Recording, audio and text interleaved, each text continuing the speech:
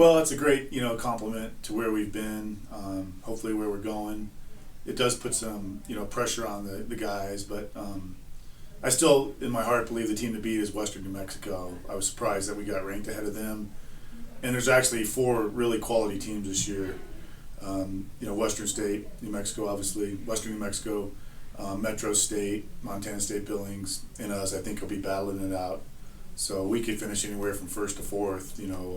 I think we surprised a lot of people last year. I think the year 2 or 3 years ago we were fifth, went all the way up to second, barely lost to Western New Mexico in the regular season, and then they beat us 5-0 during the conference tournament. But we had a lot of close matches. So I think we opened up some eyes last year. We still have a young team. We only have 1 senior on the team, so it's a nice thing. But it's it's just a preseason thing. So now we got to go out in the courts and prove it, and the guys are working hard. So. In that regard, it's well deserved, and now I just got to prove it, obviously. Jordan had a great fall to win the ITA singles. We've never had a men's player do that here, and then we switched regions to the South Central region with Texas, Oklahoma, Arkansas schools, who are traditionally a little bit stronger in tennis than we are up here in Colorado. So for him to go down there and win that was a great honor for him, and a great accolade for the school as well. So yeah, he's just having a great year, and he's working his tail off right now. He doesn't miss. He's always in weights, running. He's hitting the track, never misses practice, and he's also a really good student. So he's just a great individual kid. Yeah, Spencer, and he actually graduated high school last year early, so he would really be a freshman this year. But he was a difference maker for us last year, and he's working really hard. He and Jordan have been buddies since they're probably 12, 13 years old. So they got good team camaraderie there. And Spencer just came in last year and fit in with everybody. He's kind of the practical joker on the team, just keeps things loose, is a real grinder on the court. So his game's just going up and up. So yeah, he's been a real benefit to the team. Western New Mexico, their men's team has been pretty dominant for 4 or 5 years now. Their women's team last year took a big stride and I guess kind of upset us, or maybe upset Metro. And now they've got a really strong number 1 and 2 players.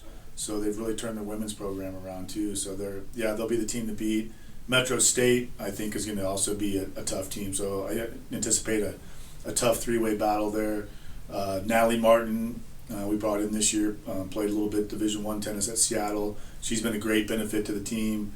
Shannon McNamara and Kaylee Davis, the 2 seniors, are working hard. So we've got some really good depth on our women's team. We're not the strongest at the top, but we got really good depth from 1 through 6. So I think that could maybe make a difference for us. Some teams are a little bit more top heavy. We're just hopefully, solid all the way through.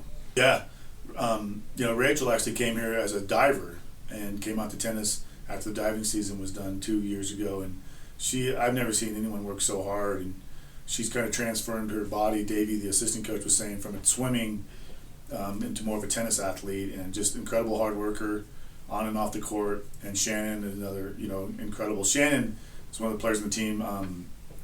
She has this incredible feel for the tennis ball, which a lot of times as a coach, you just can't coach that. Some people just have those instincts, and she's definitely that type of player. And she's really up in her physical training this last year, so hopefully it's going to pay off. She's in the past kind of broken down as the season wears on. So we're hoping that that physical and all that stuff kind of comes together for her senior year. It's a great honor, and this gives us our home field advantage. That is our only home matches of the year. Being isolated out here kind of from Denver, 4 hours away, a lot of teams go to Denver but don't want to drive over the Vail Pass or come over this far. So travel's always hard, but that's just the way it is in the Rocky Mountain Athletic Conference. Every coach here has the same problem, but it's a great thing to have here. I think last year that propelled us into the finals, having some good fan base, being at home, sleeping in your own bed, just your rituals are easier. So we're really excited again. We thought we might get to host it again for the next couple of years, but it moves to CSU Pueblo next year. So we got to take advantage this year, and hopefully we walk away with some conference tournament champions.